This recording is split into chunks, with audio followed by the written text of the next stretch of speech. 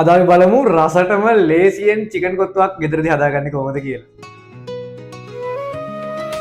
අපි මුලින්ම පෑන් එකට පොල් තෙල් දාගන්නවා. හොඳට රත් වුණ තෙල් එකට අපි බිත්තර දෙකක් දාගන්නවා. ලුණු, කොච්චි, ඒ වගේම කරපිංචා. දැන් ඉතින් මේ ටික හොඳට ෆ්‍රයි කරගමු. මාරම සුවඳයි අයියා. දැන් අපි මේකට ලීක්ස් වල සුදු පාට කොටසයි ගෝවයි එකතු කරගන්නවා. ඒත් එක්කම කැරටුයි, මාළු මිරිසුයි.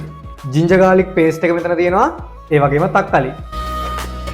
දැන් ඔයාලගේ රසට ගැලපෙන විදිහට කෑලි මිරිස්, ගම් මිරිස්, ලුණු දාගන්න. ඉතින් ලුණු දාගන්නදී පරිස්සමෙන්. මොකද අපි මස් එකටත් ලුණු දාගෙන තියෙන්නේ කරි එකෙත් ලුණු තියෙනවා. ඒ වගේම තමයි ඉතින් අපි ඉඟුරු සුදු ලුණු මේකට පස්සේ තමයි එකතු කරේ, මුලින් එකතු කරේ නෑ. මොකද මුලින්ම එකතු කරා නම් ඒක පේස්ට් එකක් විදිහට තියෙන හින්දා ඒක තර වෙන්න තියෙන ඉඩකඩ වැඩි. ඔයාලට කැමති නම් මේකට ටොමැටෝ සෝස් ටිකක්, ඔයිස්ටර් සෝස් ටිකක්, සෝයි සෝස් ටිකක් දාගන්න පුළුවන්. ඉතින් මම අදේ මොකුත් එකතු කරන්න යන්නේ නෑ. ඔයාලට කැමති නම් ඔයාලට මේ ටික දාගන්න පුළුවන්. කොත්තු රොටි ටික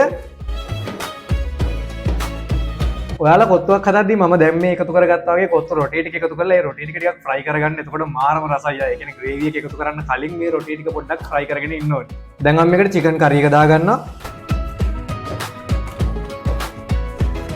දැන් මම මේ කොත්තුවට ලීක්ස් වල කොළ පාට කොටස එකතු කරගන්නවා. ඉතින් ඔයාලට ලුණු කොළ වුණත් පාවිච්චි කරන්න පුළුවන්. දැන් ඉතින් හොඳට කලවම් කරලා කන්න තමයි තියෙන්නේ.